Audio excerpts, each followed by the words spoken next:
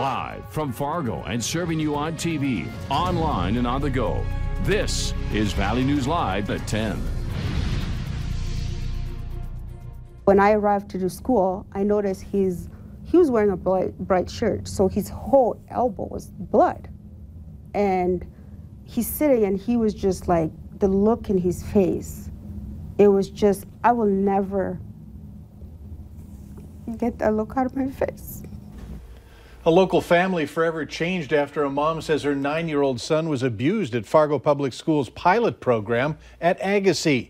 Now she's speaking out in the hopes of protecting other children. She opened up to Valley News Team's education reporter Veronica Marshall about what happened to her son and why the entire community should get involved. Veronica? This video left Victoria Johnson speechless, and it's something a mother would hope to never see. But now she's using her voice to call for change so other children don't suffer the way her son did. When I first saw that video, I cried. They violated my son's right. They know that. And I know that. Victoria Johnson was initially excited when her 9-year-old son with special needs was chosen to attend Fargo School's Setting D pilot program at Agassiz. She says she was promised special programs and supports, but that's not what she got. He's been diagnosed with post-traumatic stress disorder. He gets up in the middle of the night sweating and crying, and he's still in his head. They're there. Johnson's son's anxiety skyrocketed after he was forced into a room at school and pinned to the ground by a Fargo police officer and the school principal. You have somebody laying on top of him. When he's laying there, what if he stopped breathing and he died? I wouldn't have gotten a phone call from him. I would have got a call from the school saying your son is dead. That was the biggest thing that hit me, that I would have never hear his voice again. Advocates say the hold is dangerous, illegal, and proof that Fargo Schools isn't following its own policies. The district's policy states physical restraint should only be used to protect people from imminent danger, and children should never be held while lying on the ground. I think, unfortunately, too often people have different definitions of what imminent risk really means and really looks like. They did a floor restraint. It was an extended restraint, and they're not keeping the documentation of the reports and the log they're supposed to keep. Advocates say this problem is bigger than Agassiz. Children aren't just being restrained in Level D. Children are being restrained in schools throughout Fargo School District. So this isn't a problem that was exclusive to the Level D at Agassiz. This is a problem in the school district. I've also done intakes on children who have witnessed their classmates being restrained and hauled out of a classroom, or have seen their classmates handcuffed and taken out of a school, sometimes not to return. And for any child, that can be really terrifying. Fargo School Board ended the pilot program at Agassiz after criticism from parents and community members. But during its summer work session, members will discuss creating a Setting D only facility at Agassiz in the future, which is something Johnson says can't be allowed to happen. And I hope that the community and the people can look at this and say, we need change. We need new policy. We need to hold individual accountable. We need to hold the school district accountable. We need to make sure that they have to do the right thing. Because I don't want another child to die. We reached out to Fargo Public Schools about this story, but they declined an interview. Now, this video is just one example of what happened to Johnson's son at Agassiz. She said he was restrained about a dozen times and that she was only able to get this video after the district took her son to court. Ultimately, the state's attorney refused to prosecute the 9-year-old based on his age and disability.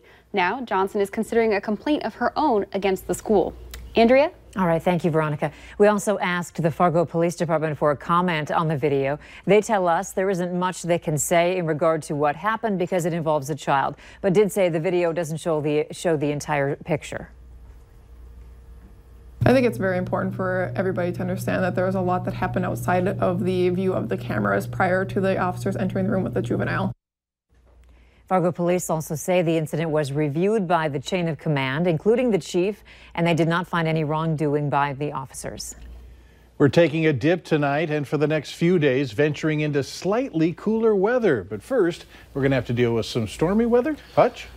Yes, in the transition as we go through the overnight hours, a few thunderstorms are expected. A few of these may indeed be severe. Hail and gusty winds will be the main threat, and the best chance of that will be in the western and central Dakotas. But as we see just south of Highway 52, there's some shower and thunder shower development. Our forecast model shows that as we go through the overnight hours, mainly after about 2 a.m., we'll have a chance of storms moving through southeast North Dakota. As we go through the daybreak hours, they'll be pushing through the Southern Valley into Lakes Country.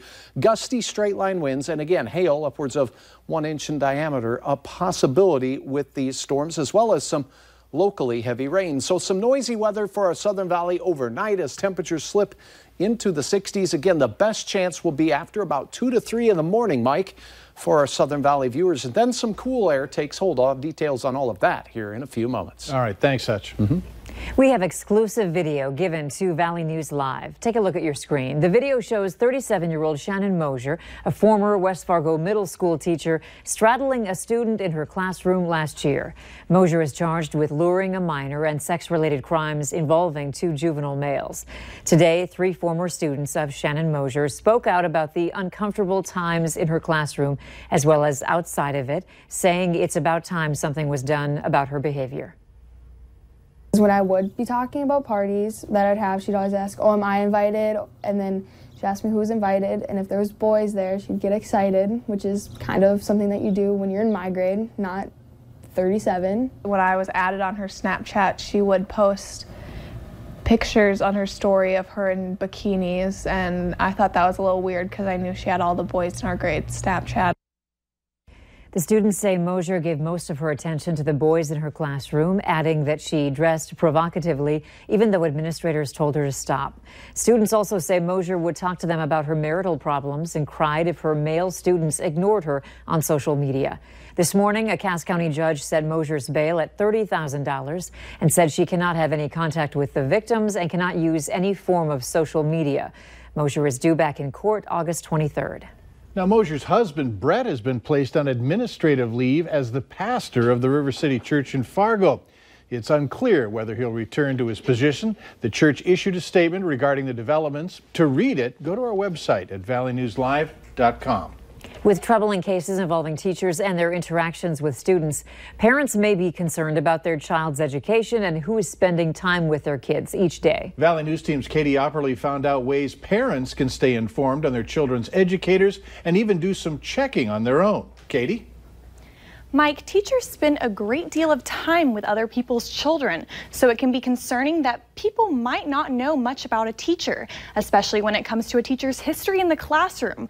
There isn't a notification process for parents to stay informed about the performance of a teacher, but there is a way to request this information. Performance reviews of teachers as well as other information is documented by administration and put into their personal file. Anyone is able to request a teacher's file in the state of North Dakota from the school district's office. Attorney Mike Gehrman says the open records law allows this information to be accessed without reason by any person. The only time records cannot be accessed is during an investigation. If investigation is being conducted, records are confidential for 60 days. Put simply, parents can request a teacher's file from the school district's office, but if they have any concerns or want more insight. Mike? All right, thanks, Katie. And if parents want to know more about processing a request on information related to teachers, they should contact the North Dakota School Boards Association. We do have a link to the association's website. Go to valleynewslive.com and click on this story. People working in family services, counseling, foster care, and education in North Dakota are learning mindfulness practices all week at a conference in Bismarck. School social workers are teaching these professionals how they can overcome trauma using props to illustrate how to clear your mind and control your thoughts.